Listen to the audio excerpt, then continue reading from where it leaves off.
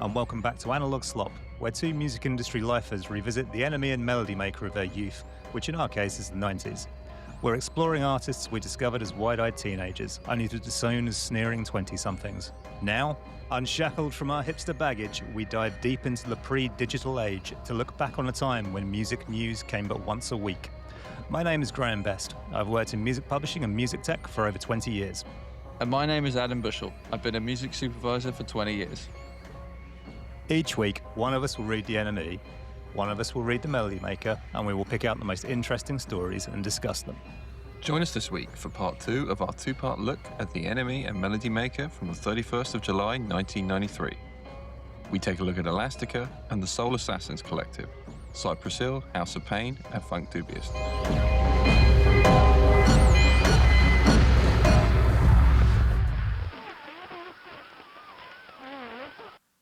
My second segment this week is about the Soul Assassins Collective, a piece which was teased on the front cover of the NME. Ian McCann is interviewing the bands in the Soul Assassins Collective on their tour across Europe.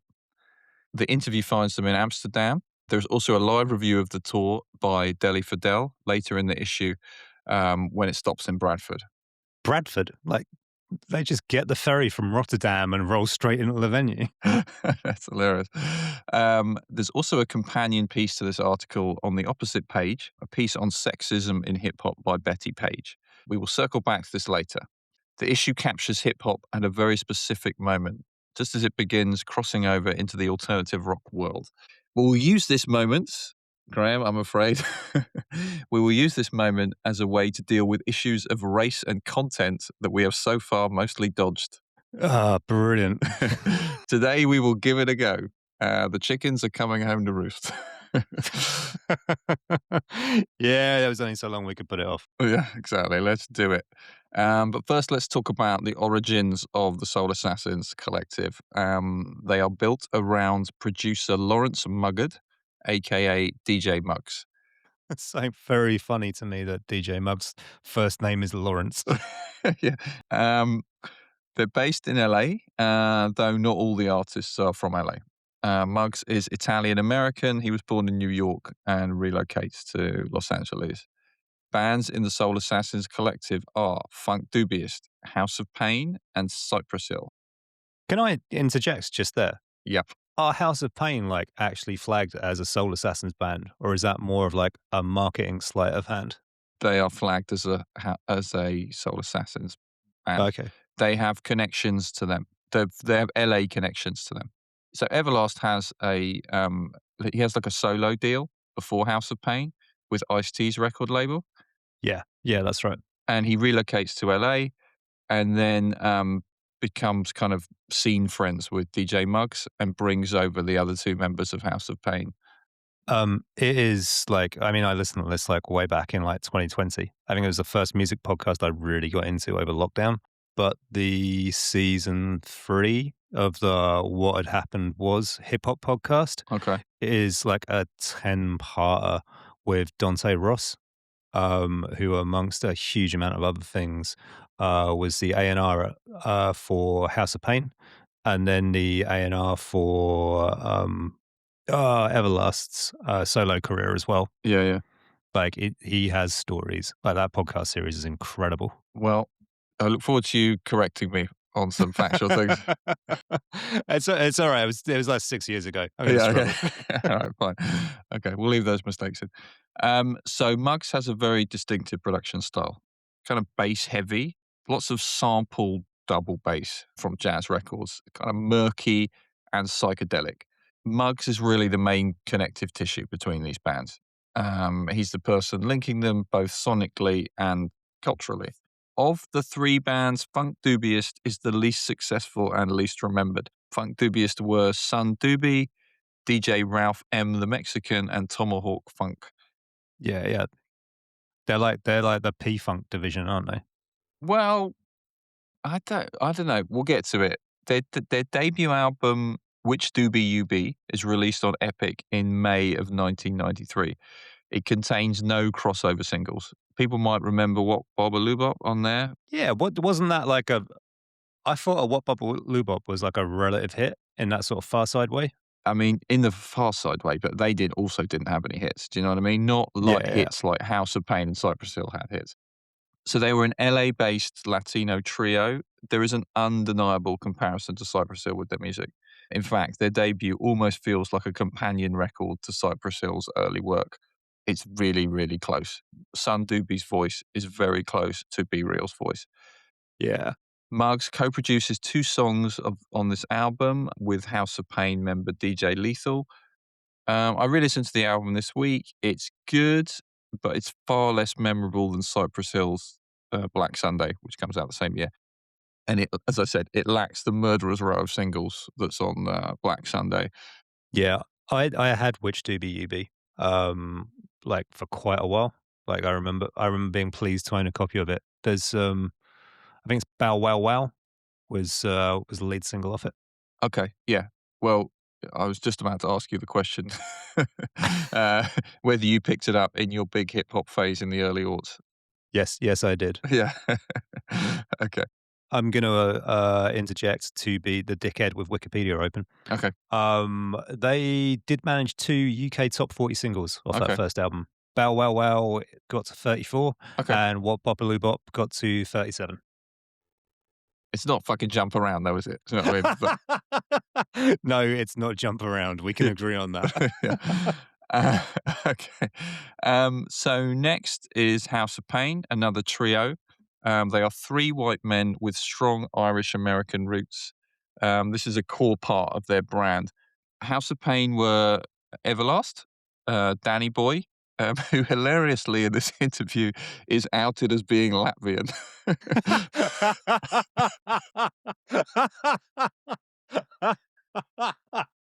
A real Yeah. Celtic tiger energy there. Yeah. And DJ Lethal, who's tour DJ and producer for a lot of their stuff. They're signed to Tommy Boy, and in 1993, they're already huge thanks to the Muggs produced 1992 single Jump Around. Their self-titled debut album is released in July of 93. It will go on to sell 1 million copies in the US alone. Hot take.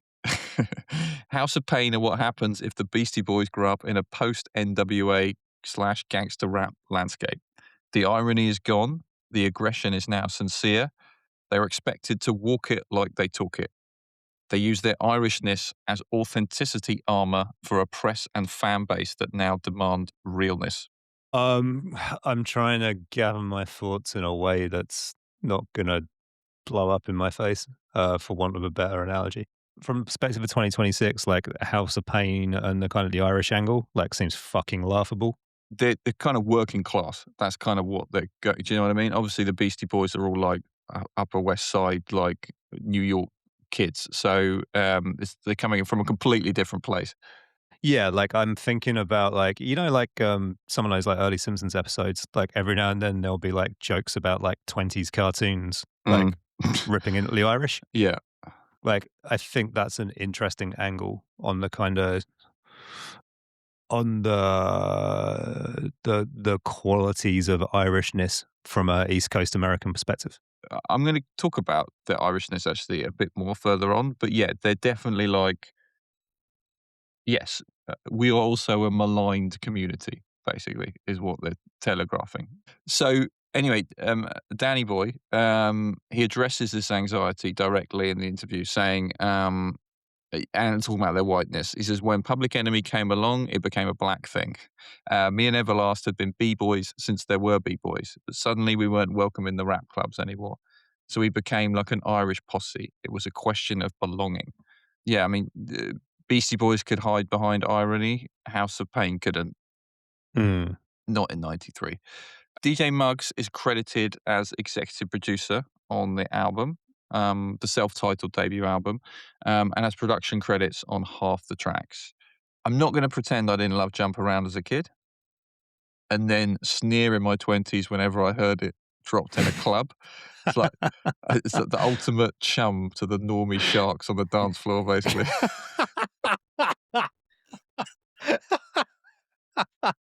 It's a bloodbath. It's a bloodbath. I was with you in those. You'd hear that fucking horn Yeah, yeah. sample, and you'd just be like, "My God, really?" you know?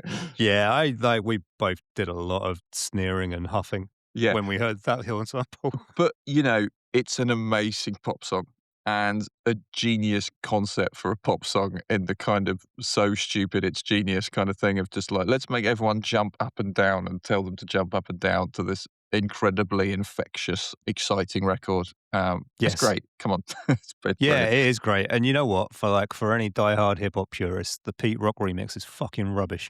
It is. It Like is really rubbish. rubbish. Yeah. I listened to it last week. I was like, "This is gonna be great," and it's terrible. It's really bad. Stick to the original. Having said all that, I do not like Everlast as an MC, mostly. He uses a lot of simile, like, "I'm like this, I'm not like that." He's kinda Mm. attitude first, content third. Um, when listening to him rap, I kept thinking of the Lonely Island song, Semicolon, where every line uses a punchline based kind of hashtag rap colon structure. My personal favorite being, when you see me bed across the street, Frogger, then go home and write about it, Blogger.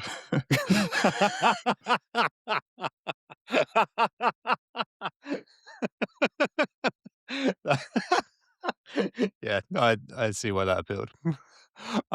Yeah, I mean, like the Everlast persona he's putting through on those House of Pain records. It's just like, I mean, the same way we were talking about like early Beastie Boys the other week and the kind of performativeness of like being a dickhead. Like the Everlast character he is playing, like it feels like a performance of like an absolute fucking meathead. Like it's witless. That's absolutely it. And we will circle back to that meathead because he's not just a meathead. He's a Caucasian meathead. So we will get back to this. But I mean, we talked about Five last week. Um, the line between Jay from Five and Everlast is pretty thin. Yeah, you weren't joking about having hot takes for this section. Um, so anyway, I re-listened to their debut album. Track 3, "Put Your Head Out," features "Be Real" from Cypress Hill and is definitely the standout. I don't know if you heard this record. There's like a lot of short tracks on this album, like part intro, part skit, kind of part song. It kind of makes the album feel throwaway and half-baked. It's a really long time since I've listened to the album. It's funny because that Soul Assassins tour was also reviewed in Melody Maker this week, Mhm. and I did toy with the idea of covering it to the point where I went back through the Cypress Hill discography a fair bit, Interesting. um, but I didn't get to House of Pain. Okay, well, that's where I started because actually of the 3 bands, they leapt out. And also, the article is pushed through them and the live review actually. It's like Cypress Hill are big, but they're, like, about to explode, and, Mhm. House of Pain are already big. Yeah, and also, I actually re-listened to their second album, Same As It Ever Was, which is much better. I don't know if you heard that. It's the production is, like, really good. What's the lead single of that album? Okay, so I owned the lead single. I think it's either On Point or Word Is Bond. I think they had, like, a When it's time to rock a funky joint, I'm on point. That's That the one. one. Yeah, exactly. Yeah. Yeah, and Word is Bond, which is really good, and there's a really good, like, kinda story song, kinda like Just to Get a Rep-esque kind of story track on there, Okay. which I can't remember what it's called now, but it's good. It's a good album. It's actually good. Like, I was like, "This is good." It's way better than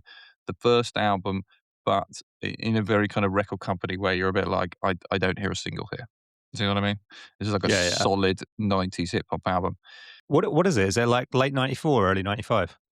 I think it's '94, and it's amazing because they released 3 albums. The 3rd one comes out in '96, which is like, it's like Bing Crosby releasing an album in '96. It's like the landscape has changed so much between, like, Jump Around to '96. I thought you were gonna say it's got a Bono feature on it.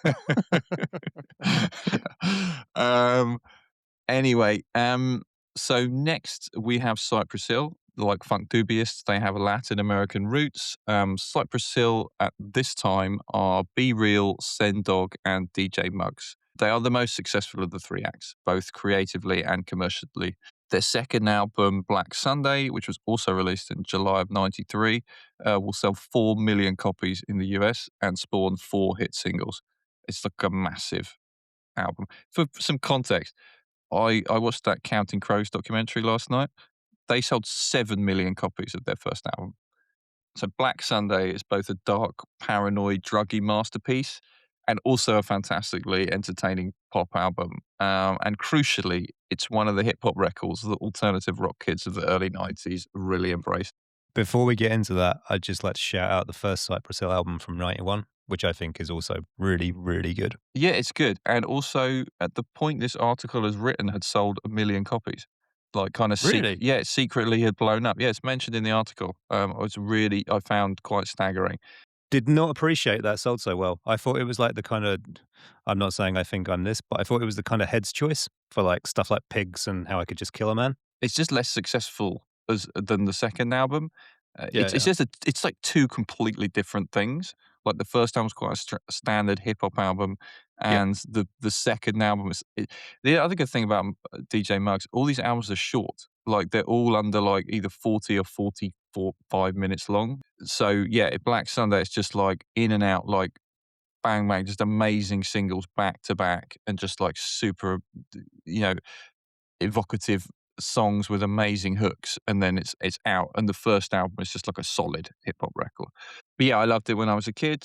I rarely listen to it now, but when I do, but like I did this week, it still sounds great.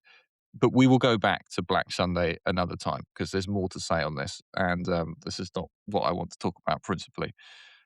By the way, you being a kind of Kerrang kind of rock metal scene guy at this point in the early '90s, I really remember there being kind of real crossover with this fan base. Is that a thing, or am I imagining that? No, no, that's you've got it in one. Like I remember, you would see a lot of Cypress Hill t-shirts at metal shows, but also like I remember this album, but Cypress Hill in general, just kind of penetrating like the kind of wider playground consciousness Yeah. in a way that hip hop didn't really. Yes, absolutely. Yeah. Yeah. Definitely, yeah, a crossover in the audience there, which we're gonna push a bit further on, because also featured in this issue of the NME in On are the Far Side, another LA rap band. It was funny they're in On because Bizarre Ride 2, which is their debut album, comes out in '92. Um, but yeah, these 4 bands, I would say their music has crossover appeal to an alternative rock audience. You might call you might call, like, Cypress Hill, like, a 4-quadrant band. Now, do you know what I mean? It's just like they're just ticking all the boxes in the '90s that there are to tick. It felt like after the first album they were understood in those terms really quickly. To your point, first album is pretty conventional, like early '90s hip hop, and it's like Muggs turns up the Merc on Black Sunday. He's the Merkel man. Yes, he's a big man, but he's not 30. Side note, do you know Jammer keeps updating that lyric? Oh, really? So it went from that to I'm a big man, but I'm not 40. Merkel man, watch me get naughty. Like I haven't heard this with my own ears, but I'm reliably informed that now I'm a big man, but I'm not 50. Merkel man, watch me get nifty. That that's the best one yet. Yeah, it's one we can both relate to. That's Yeah, why. exactly, yeah. Yeah. Anyway, back to Cypress Hill. Yeah, I mean, I would say the Soul Assassins bands and the Far Side, they kinda share this stoner aesthetic, alt rock energy, and a vibe which I would call kinda like broadly anti-establishment without kind of planting their flag anywhere. Like, they're political, but not in the same way as the explicitly political acts of the mid to late '80s were, like Public Enemy, NWA. Fuck the man, let me smoke weed. Like, that's the politics. So, yeah, like Public Enemy, NWA, Ice-T, they're all grounded in, like, Black America and tied to the Black political experience. Whereas, these other bands, they kind of blend the stoner imagery, psychedelia and humor, and, I'd say just the music channels that kind of alternative rock energy through, like, the bass and the dirty production and the distorted samples. Is something about Like when I first heard the Nuggets compilation, like made me think about like DJ Muggs produced hip hop records somehow. Mm. I don't know. This is kind of a raw, like proto punk kind of energy to the whole thing. Yeah, when I think of Monk's production, I think of, like, real sort of, like, cavernous bass, Mm, but then, like, super discordant high end as well. yeah, yeah, Like, and it's those 2 things, like, rubbing up against each other, and sometimes, a lot of the time, that can be really thrilling. Some of the time, it's just like, "Oh god, leave me alone." yeah. But bringing this back to the tour, Soul Assassins are not playing to traditional hip hop audiences at this point. They are playing to white alternative kids. Gonna say they're playing in fucking Bradford. Yeah, exactly. Basically, white alternative kids who might read The Enemy or Melody Maker. Kids like us, basically. And that's why this tour and this issue of The Enemy, it kind of feels like a snapshot of hip hop crossing into a completely new cultural space. Or if it has already, like basically planting its flag there. Speaking of the music press at this time, the three pieces in this issue show the paper trying and sometimes struggling to make sense of that crossover. The enemy's tone vacillates wildly on hip hop across this issue. Broadly speaking, they are split between fascination, cultural suspicion, commercial excitement, but mostly a distinctly 90s moral anxiety. In 1993, the enemy saw itself as a moral adjudicator in a way that seems very clumsy to a reader in 2026. This is something I've thought a lot about this last week. Something I've noticed whilst digging through these old issues of Enemy and Melody Maker is they often lead with an evaluation of the content first, then, if you're lucky, the context. In the 21st century, we're used to this being flipped context first, then the content. What do you think about that? I'm not convinced, but I am keen to hear more of your argument. I would argue that, like, particularly, like, social media culture thrives on the decontextualization of shit. Sorry, I'm talking about like think piece writing. I don't mean like the whole culture. I just mean like you might think about the person who made the arts experience first. Do you know what I mean? Versus, Yes, yes, sorry, now I understand what you're getting at, and yes, I agree with that fully. okay, cool. um, so to lay out the tone of the three Soul Assassins related pieces, the interview. This revels in laddish shock. Everlast gets a Sinn Féin tattoo at one point. Danny Boy almost has an altercation with an armed driver, but the enemy keeps its usual sneery distance, prodding at each band's street credentials in a very wearisome way. The live review, which is written by Deli Fidel, is much more interesting, as you would imagine. The opening is startling in how it cynically captures the crossover moment and is thoughtfully context first, actually, and to contradict what I just said. This is a long quote. I'm going to read it in full. Hardcore hip hop exists as a means of communication for the endangered species known as the Afro American male, as a sort of talking drum Morse code to help spread messages from hellish ghettos to the uncaring outside world.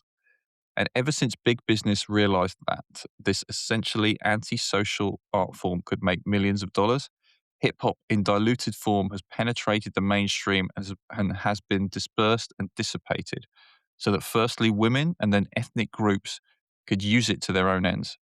Naturally, the original custodians of the flame have been angered by this appropriation, sometimes mistaken for cultural imperialism, and have honed the art form to often offensive, desolate, inhumane hybrid for the sole reason of excluding outsiders. But will the outsiders stop? No, they just join in the melee. And then he goes to review a gig with, Funkdoobiest, House of Pain, and um, Cypress Hill, who he has now cast as the outsiders coming in. Um, I think he's pretty cynical about Hmm. all three bands. I know he was big into Tribe Called Quest, and I'm guessing just because of his age, perhaps Public Enemy. He was definitely big on native tongues. Yeah, okay. So, in other words, hip hop began as a culturally specific language, but by 1993, the outsiders are already inside. Now, the sexism in rap think piece. This is heavy on hand wringing. House of Pain are singled out. This is a quote from the article as House of Pain continue to wheel out their blatant sexism. It's time for many to get angry. The writer argues this isn't just about a few stray lyrics. It says misogyny in rap is an attitude. But the piece is also trying to grapple with the broader cultural context. At one point, she writes that black music has always been overtly sexual, a fact which white musicians only woke up to it in the 60s.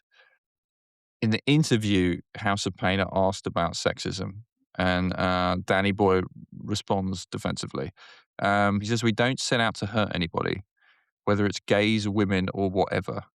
As far as using the word bitch is concerned, well, we use that about ourselves. It just seems common." I mean, this is typical 90s defensive logic, kind of ignores any harm outside of the original intention.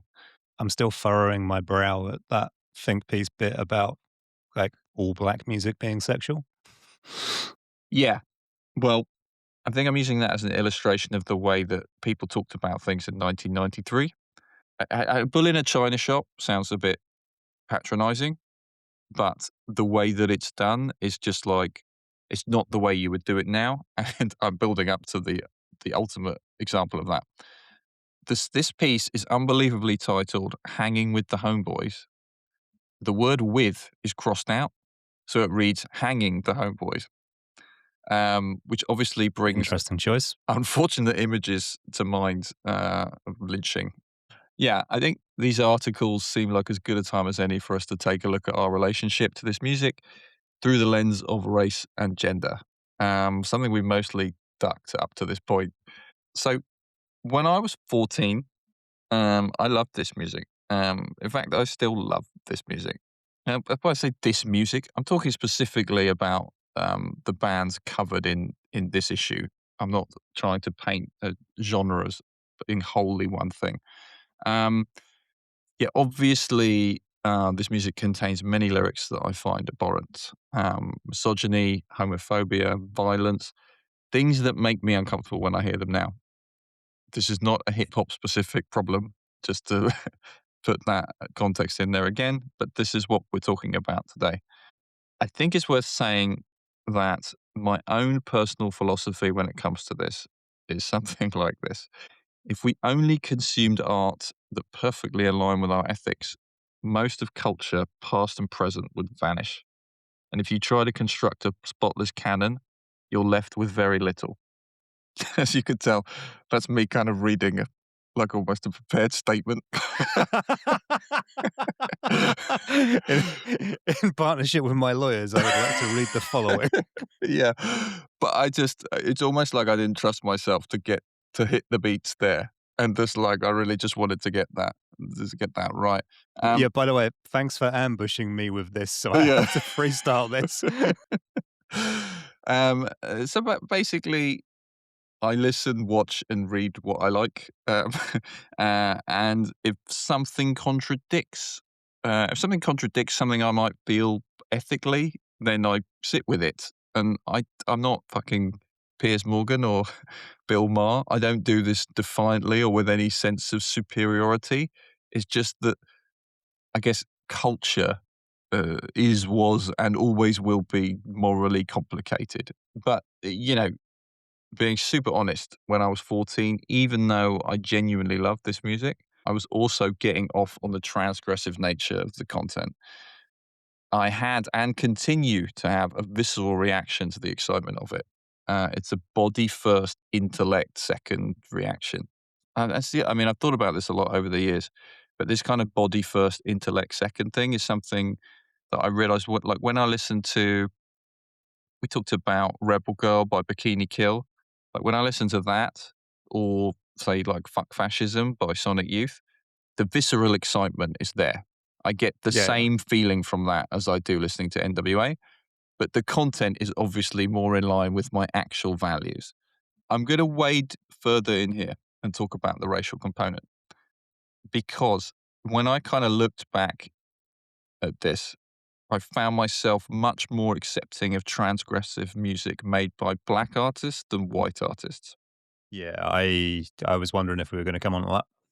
I think this is part of the reason I never really went all in on House of Pain. That kind of meathead persona that you mentioned earlier, I mean, you could put that on many different MCs. I think there's a reason it's so it's a turn off for us when it's put onto Everlast.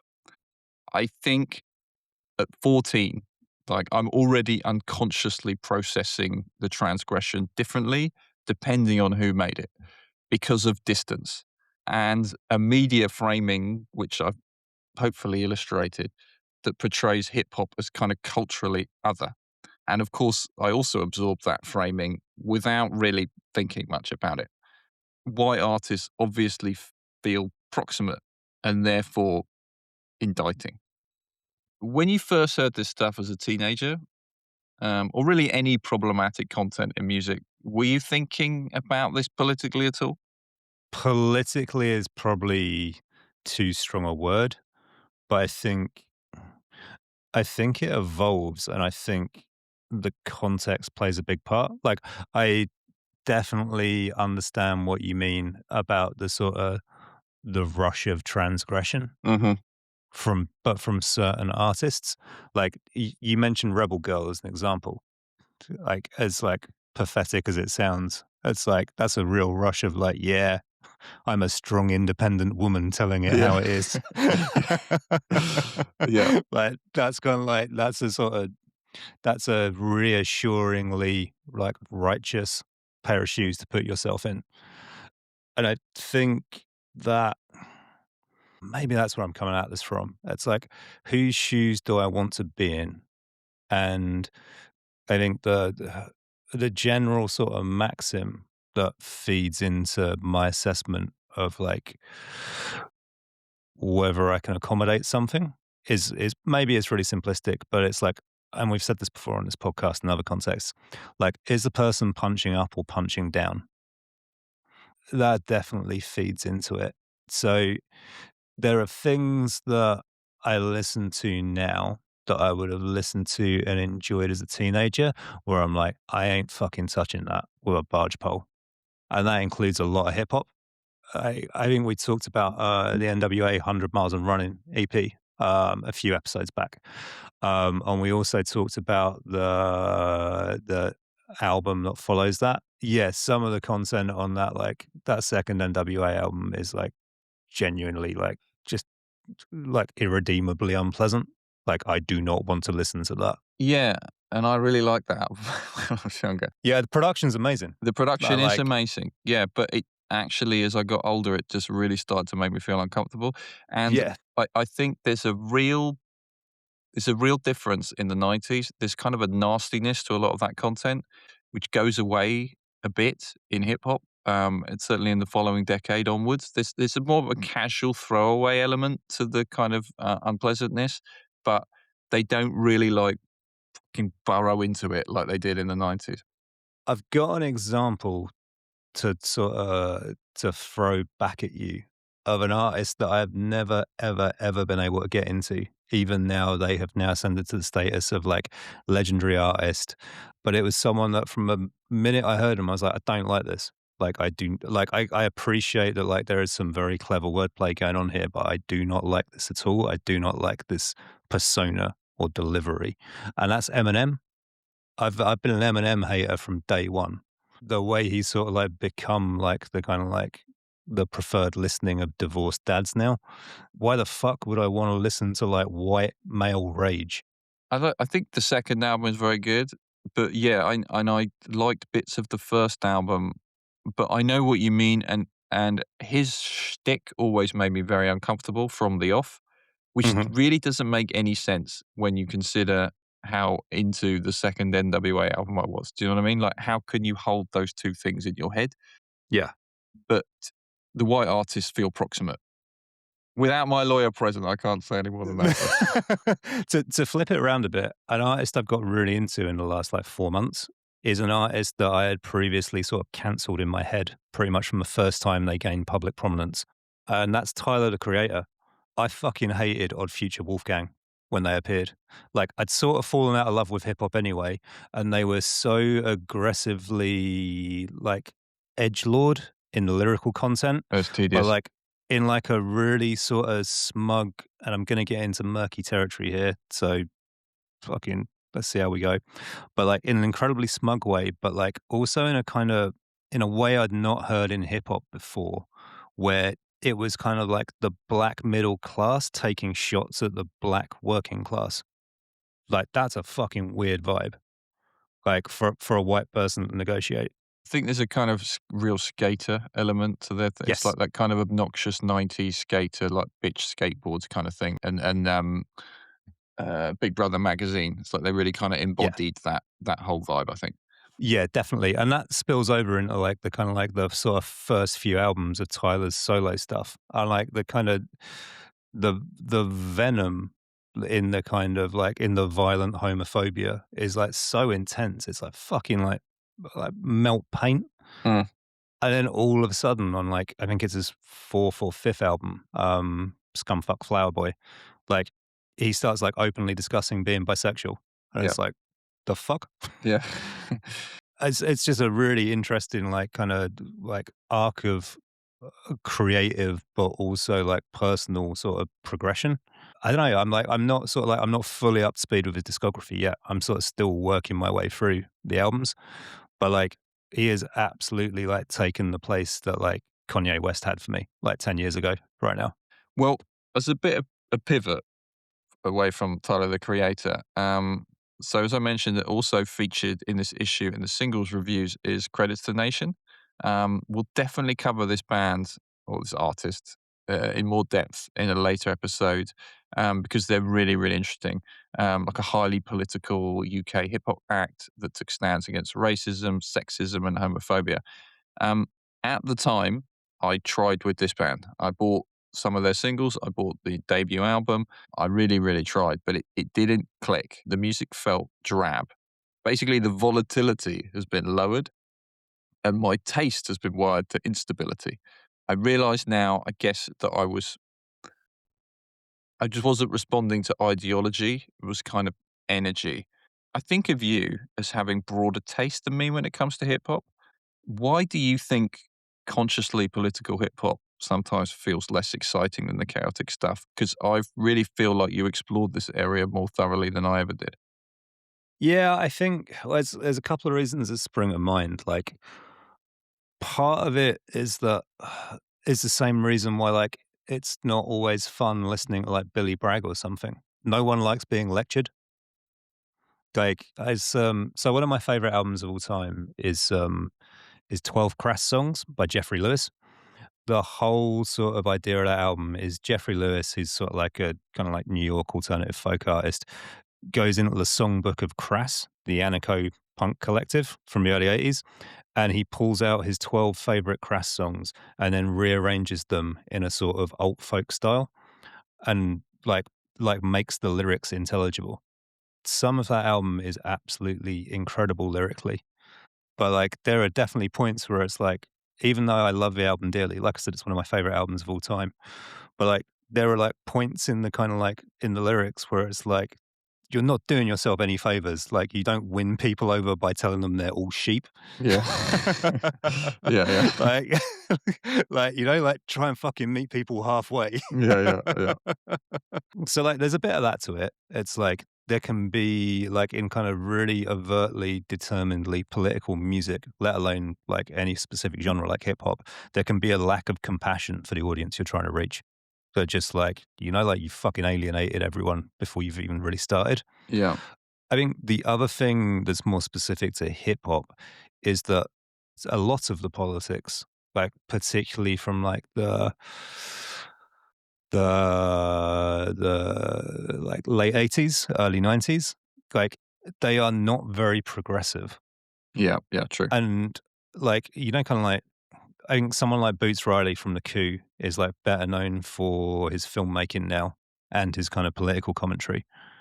But, like, he is one of very few, like, political hip hop artists that I would describe as, like, kinda, like, politically progressive, like, kinda, like, economically and morally. when you listen to a lot of kind of like native tongue stuff, Tribe Called Quest stand out for this. Also, lots of Brand Nubian. It's pretty regressive and patriarchal. And I don't mean patriarchal in terms of like they are calling women bitches. I mean, it's patriarchal in terms of like women are kind of like positioned as like your job is to be a housewife and mother of children. I mean, it's years since I've read this book, but the first, I assume he's got more than one now, but the first Chuck D autobiography, Fight the Power, from 96, 97, he's talking about politics at one point in there, and he's like, "I'm not far left. I'm not like even that left wing really. I'm into like a degree of sort of like, like unregulated like economics, and I'm like, there are aspects where I'm relatively conservative socially." But I do hate racism. I cannot it would be insane if I tried to, like, say that I understood where black men from America were coming from when Uh-huh. they're taking slightly reactionary positions, but I do think that having the space to explore progressive politics is a luxury that comes with, like, a degree of affluence, or at least a degree of free time. Or put it another way, I don't think you can be particularly surprised when people have kinda quite conservative ideas about society when, their toughest job is, like, "How can I pay the rent next month?" And, as I kind of said earlier, like, if you try and build a spotless canon, you're left with very little. Or if you try and find the person who aligns with you 100%, that person just doesn't exist.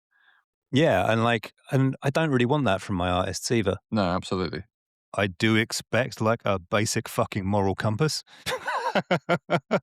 But at the same time, like, kinda I don't know, I don't wanna sound like the absolute kinda, like, archetype of a centrist dad, but, like, I do think there needs to be space for disagreement and misalignment in Absolutely. views. Yeah. Otherwise, like, you congratulations, you live in a fucking echo chamber. I rip shit like a pro when I flow. And I score points with the joints that I throw. Cause I throw daily, I'm no punk, see. I break backs, make tracks, and get funky. There's nowhere to run to, cause nobody cares. MCs drop to your knees, say your prayers. The luck of the Irish is about to kick in. So for anyone who is somehow still laboring under the idea this might be a vaguely Britpop related podcast, I got good news for you. We're going to Melody Maker's advanced column, um, and we are going to be talking about Elastica. Mm, amazing. So I think it's likely that most people listening to a podcast about the 90s music press will have a pretty good idea of who Elastica are. So rather than just reciting the Wikipedia biography, let's try something different and explain how Elastica are introduced to the Melody Makers audience in summer of '93. In a nutshell, this band is introduced to the Melody Maker as ex-Suede guitarist forms new band and proceeds to use this early press opportunity to slag them off. Oh, wow. Justine Frischman is like the sole mouthpiece for this article. And she's up and running quickly with like setting out her stall in relation to her former band. I mean, it's worth pointing out that the Suede have just had a year of like insane hype, like in the Melody Maker and the Enemy. So the idea that someone who played guitar from them earlier on would form a new band is kind of instantly exciting and interesting to those places. But yeah, like I said, she uses this early coverage to slate Suede pretty quickly. She says it was just tiresome being in a band full of so many egos, while conceding that she too may have an ego. One of her standout quotes is that she didn't particularly enjoy being the only woman in a band full of men because, and I quote, "I didn't want to be the de facto mother of the band." Hmm. She also touches briefly on her approach to lyrics. and kind of gets a jab in at Brett Anderson with the quote, "I don't feel the need to bare my soul." Interestingly, from where this article went for me this week, which was a lot of digging into songwriting credits, Brett Anderson does get a co-writing credit on a B-side called "See the Animal," Really? Wow. which is one of the bonus tracks on the Connection single. God, I'd never realized that. I just wouldn't imagine that would be a thing. Yeah, I was very surprised. I'm going to come in early with the obvious question. When did you become aware of Elastica? Because 93 is early. 93 is early. They're signed to Steve Lamac's record label, right? Not at this point. Don't worry, I've got you. So where they are in their career arc at the time of this article is like this is July. Mhm, Their first single, which is, as you said, on Steve Lamac's label Deceptive, mhm. and is Stutter. Stutter comes out in October as a Okay. 7-inch. Yeah, So like we've still got 3 months till their first single comes out. yeah.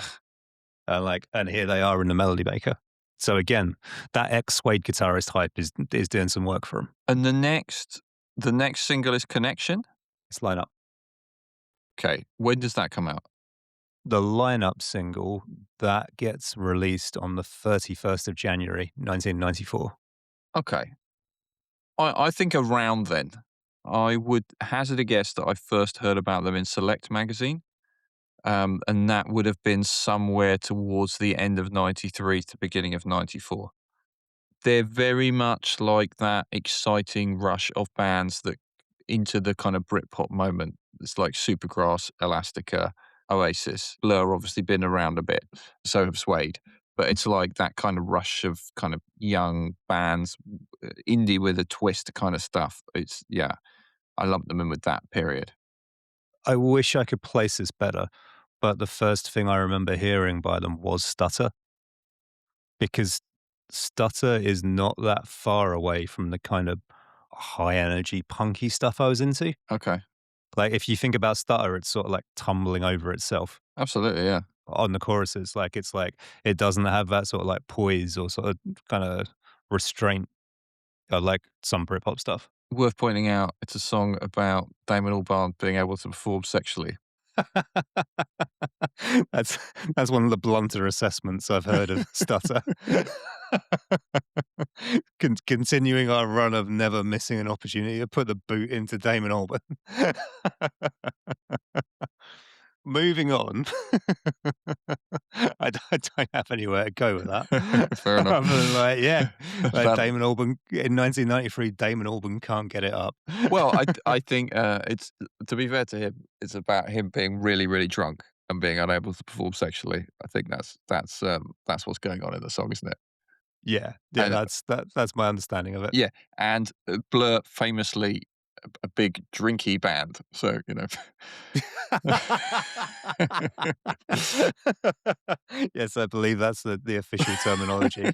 Well, they have that. Oh man, it is like I've not seen this since I moved to London, but I once remember being made to watch the Blur on Tour documentary, Star Shaped. Oh yeah, yeah, yeah. And that is literally like just a fucking documentary about Blur being drunk or Blur being hungover. Yeah, yeah, yeah, yeah. Like you have to really like Blur to enjoy watching that. So we talked a bunch about the debut Elastica album in our 95 Best of Odyssey, our Best Odyssey, if you will. And my view on the album like hasn't massively changed. Like it's fun. It rattles along. It does not take itself too seriously. Like it's what I want from a sort of like debut album by like a fun punkish band. But I'm kind of curious, and I'm going somewhere with this. Like, did you perceive this as a band, or did you perceive this as a Justine Frischmann vehicle? Which, in all fairness, like this article kind of does. I perceived them as a band because at this age you have that amazing ability to read the the band names, read about the members, remember who they are and what they do within the band. Yeah, yeah, And also, the Elastica got so much press coverage, and the relationship between Justin, the drummer, and Donna was like it was like hot kind of indie gossip. Do you know what I mean? That was like written about a lot. And Annie being like aloof and kind of distant from the band, and the kind of Camden scene, at least how I remember it being portrayed, like the kind of soap opera dynamics of that band and their relationship to, like, obviously Blur through Justine Frischman and Suede through Justine Frischman. Yeah, I remember that being a real thing. And also, like, the press shots of them, like, often, like, the covers, it wouldn't be, like, just her, it would be the four of them because they look yeah, so good together. yeah, yeah. Their visual chemistry is amazing. Yes, absolutely. It's yeah, you've really got like kind of like even though they're all dressed in black and like being skinny and angular, they've all got very distinct personalities as well. You mentioned Annie Holland, the bass player, Yeah, and it's like she literally looks like she's kind of like been roped into something she doesn't fully agree with. she definitely has that vibe. Personally, like I had a slightly different perspective, like because Justine Frischman was like so, like she seemed to get a lot of coverage, probably because of the Damon Albarn connection, rightly or wrongly. So my perception was always like, okay, that's the person that that's driving this. But what I found interesting while I was researching this is just how big a part of the writing process Donna Matthews is. Yeah, yeah. She's all over the writing credits for the first album, and a lot of the B-sides, are her 4-track demos as well, but that ties in with another sense I had, is that this wasn't a band that was necessarily swimming in material. Yeah, you can say that again. Oh, well, this is it, like, none of their singles are using different tracks across the formats. There'll be, like, 3 B-sides, which will be, like, a mixture of, like, outtakes and demos, and then the different formats are kinda they'll get differentiated or incentivized by, like, artwork tweaks or packaging gimmicks. Mhm. So, like, the cassette singles, like, kinda, like, come with playing cards, like, shit like that. And then that impression of kinda yeah, that, like, short on material thing sort of feeds into I think we mentioned this again in the Best of 95 episode, but I do feel that they're kind of they are obviously, like, lifting very heavily from other acts, like, specifically Wire. The similarities between, Connection and Free Girl Rumba by Wire are, like, absolutely insane.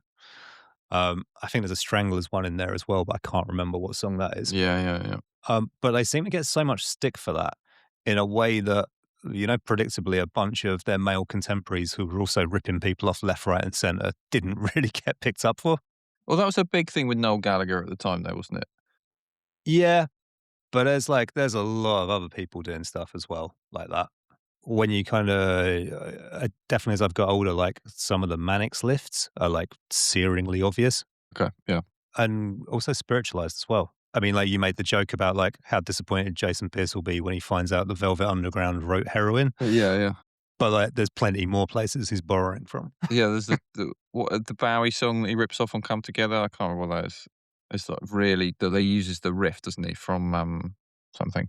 Yeah, and the big line in Cop Shoot Cop on Ladies and Gentlemen, there's a hole in my arm where all the money goes, is like ripped directly from a John Prine song. Hmm. Okay.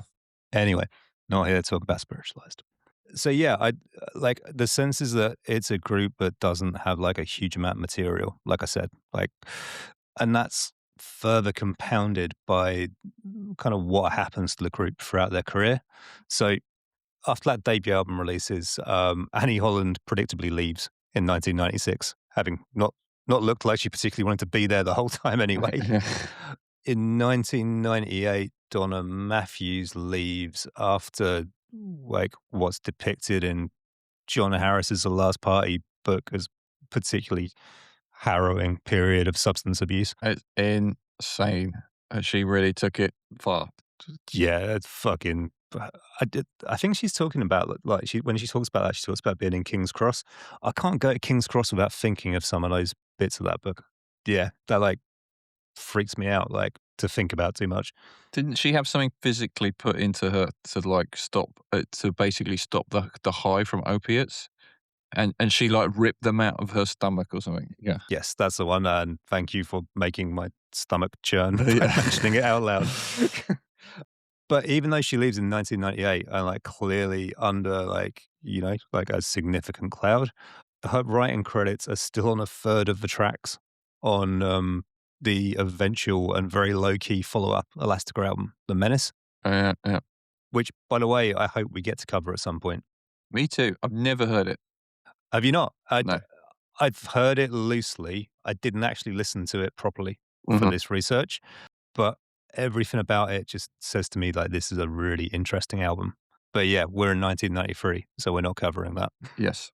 Where Donna Matthews does reappear, and this also is in 1993, but it's like enough of a sort of lesser spotted diversion to be worth raising, is she reappears in 2004 with a band called The Clang and a mini album they release on Blastfirst called No Sound Is Heard.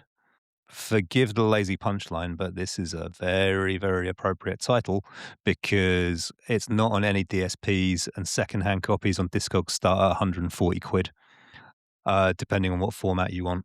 There's some YouTube rips floating around. And if you've got any interest in that sort of amorphous category of kind of electronic post rock, jazz laced early like 2000s boomcat newsletter sound, like it is totally worth your time. Like I really enjoyed listening to that this week. I will check it out. Sounds good. It's overdue a reissue. You know that World of Echo shop Yeah. in Yeah. East London that like has their reissue label. I think they've done some compilations with some sort of like eclectic crate diggery types. And one of those Clang tracks is on one of those compilations. That's where I first got reminded they existed. Anyway, let's get back to 1993 and the brave pre-Britpop world. We talked last week about how out of vogue post-punk was as an influence in the Britpop years, but that may be true. But this is summer 1993, so this article has no problem name checking like Television, Blondie, like Wire, and the Stranglers. As I had mentioned earlier, at least two of which will end up with writing credits on their debut album. Also worth pointing out is that in the wake of factory records going bust, London Records get the who we mention every episode, get the Joy Division and New Order catalogs, and they've just done like a reissue campaign, like reissuing all of the Joy Division albums in 92, 93. Yeah, I didn't pick up on that when we were talking about Heart and Soul, but it would follow that, like, yeah, like London, like acquiring the rights to a cult band. They'd be like, come on, like, let's do something with this. Yeah. But yeah, that list of influences that they're readily name checking, that kind of brings me to like the sort of the main point. I don't think it's a novel point, but it's the one I wanted to make here. It kind of reinforces my view that Elastica were a generally odd fit for the Britpop party. There's a lot of boxes they're not ticking. But on the flip side, like when you kind of think about Britpop through a sort of long view rather than just that 95, 96, like maybe that's the anomaly. Maybe like the Union Jacks and the Beatles, the middle eights are the kind of the peak Britpop that gets remembered. And in reality, Elastica are actually a really good fit for that original kind of 1999, 93, 94 spirit, which kind of embodies something a bit more angular and art school centered. Interesting. Who else do you think is angular and art school centered from that period? Blur and Suede, for a start. Okay. If you, Yeah. if you think about the records they're making at that point, there's that brilliant single only Blur release, Pop Scene, which is basically like kind of like motoric, like rhythm section with like blaring discordant horns over the top. I think that comes out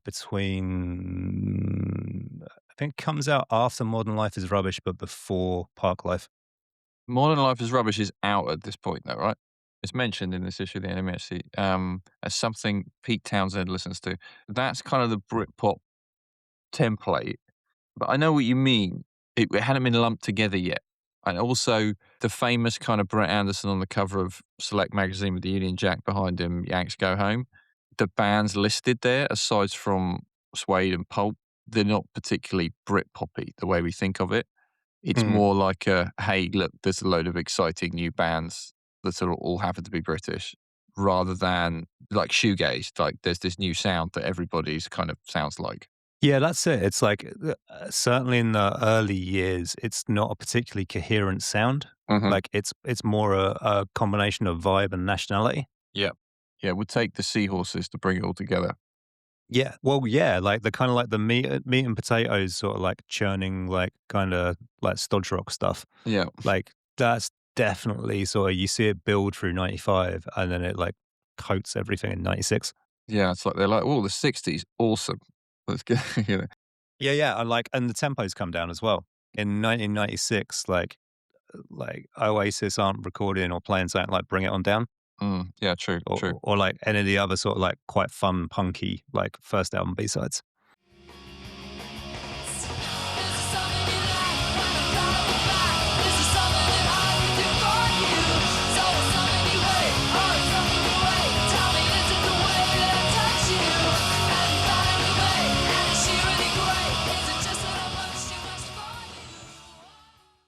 Join us next week for part 1 of our 2-part look at the Enemy and Melody Maker from the 27th of October, 1990. For deep dives on Paul Simon and the House of Love. In the meantime, you can find us on the socials and most of the usual places. That's Instagram, Blue Sky, TikTok, all under the Analog Slop name. That's all one word and spelt ANALOGUESLOP. However, if you prefer your podcasts to involve static pictures, we are also on YouTube. That channel is youtube.com at ANALOGUE slop. And finally, if you want to send us an email, we're reachable predictably on analogslop@gmail.com.